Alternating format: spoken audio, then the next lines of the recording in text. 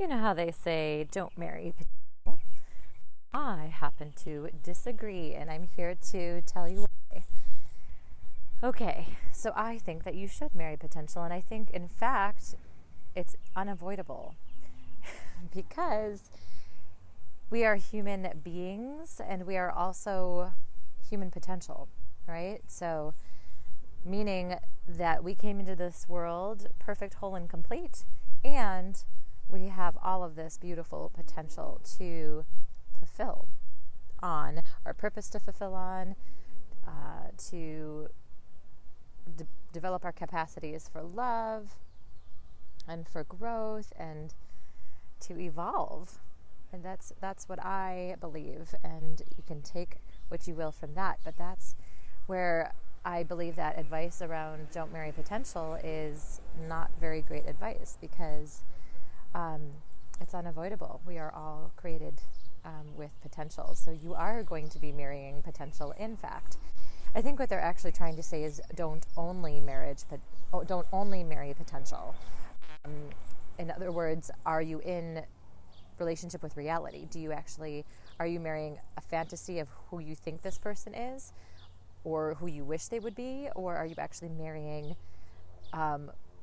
what they are showing you, what they are, what you see is what you get, and are you actually choosing that? That's what I think what they're actually going for.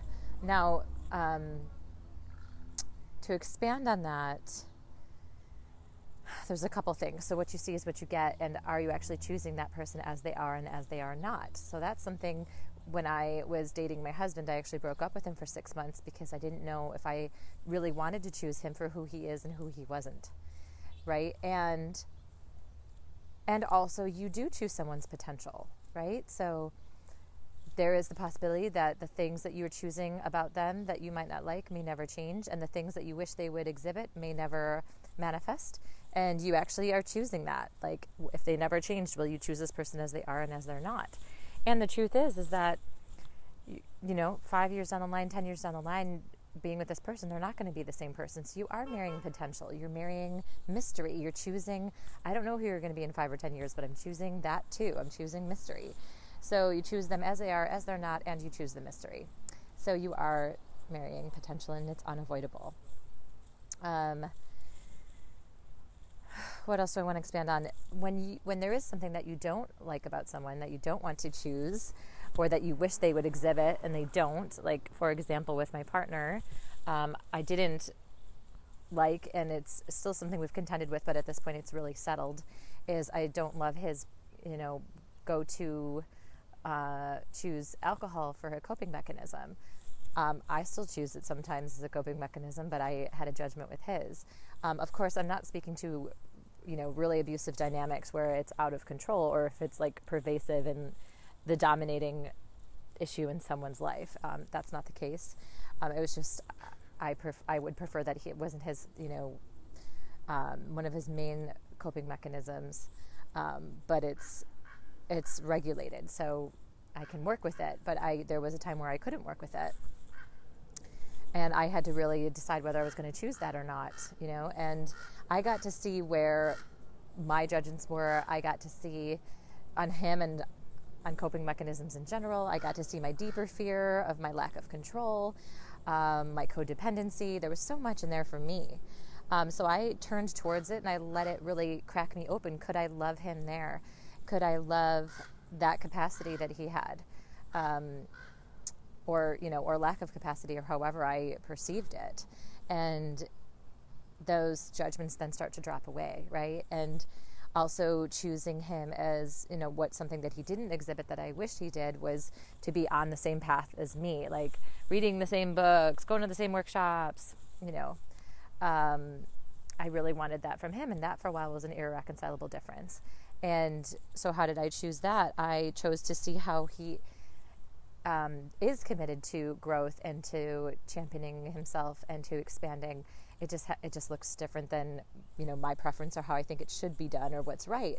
And so it's really about, are you okay with releasing your preferences, and are you more committed to being right and being the more evolved person, whatever that means, or are you more committed to love and choosing this person and choosing ravishment. And that's what I advocate, and that's what I practice, what I preach.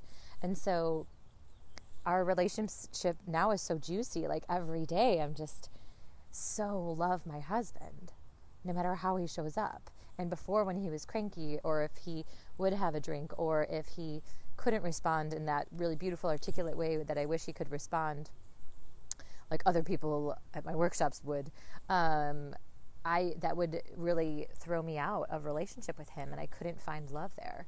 And now I love it. I love all of it. I love his capacity and lack of capacity. I love how he chooses alcohol.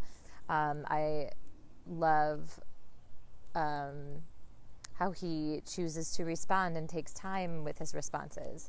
I love how he loves. I love how he doesn't love. Like, I choose all of it. It doesn't mean like passive.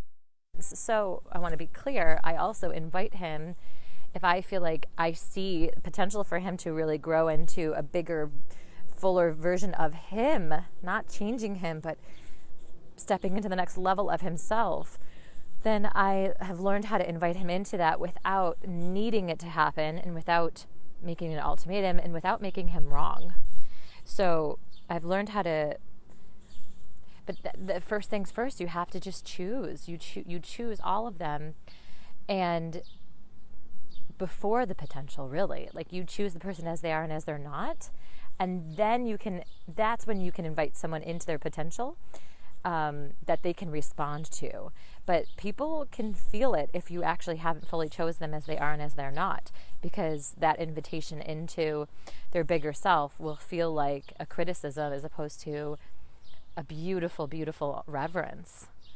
And so people respond to beautiful reverence when it's really authentic. And my husband has, and that's how we've dissolved and recreated our marriage 3 times.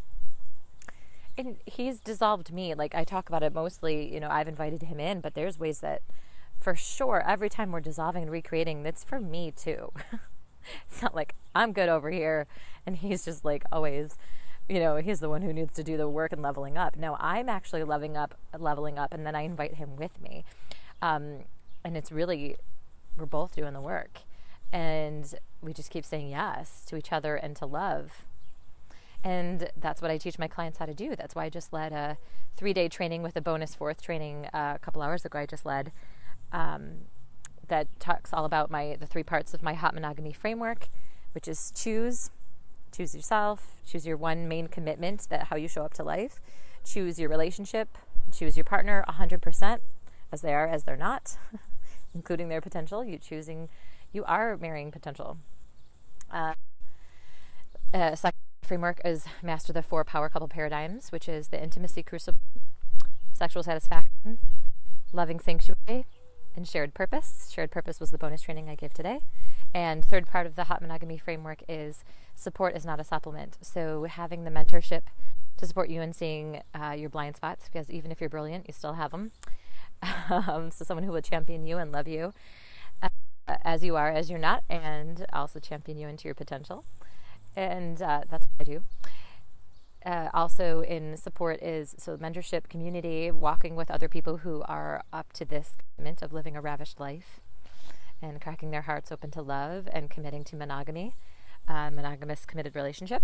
And third, self-care, having self-care structures in place so that you feel nourished as even outside of the relationship. The relationship can be completely nourishing even when it's tough, or even when you feel like you have irreconcilable differences. There's still ravishment, nourishment, satisfaction available there. In the places that you typically find are dissatisfying or not nourishing, I teach my clients how to find nourishment there. But aside from that, you want to have nourishment in your life just for you. So the activities, the community, I already mentioned, but also just like social life, friendships, that kind of thing. That nourishes you. So those are the 3 parts of the hot monogamy framework. I broke down all 4 of the power couple paradigms in my 3-day training plus the 4th bonus training, and you can get that until midnight tonight for free, and then it's going to be $99. So it's all of my best content from 8 years of marriage, or 8 years with my spouse, 4 years married, 15 years as a transformational facilitator, about 4 years as a somatic coach, and it's my best content. So I wouldn't delay on that, or you could just pay $100 and get it tomorrow. But if you're interested, check out those lives. To do that, you have to jump into my private Facebook group to watch those videos, and then it'll be packaged and you can purchase it after midnight tonight. So I'll see you in the Facebook group, or I'll just see you around the interwebs and Facebook land. So much love to you, and I hope you have a beautiful, ravishing day.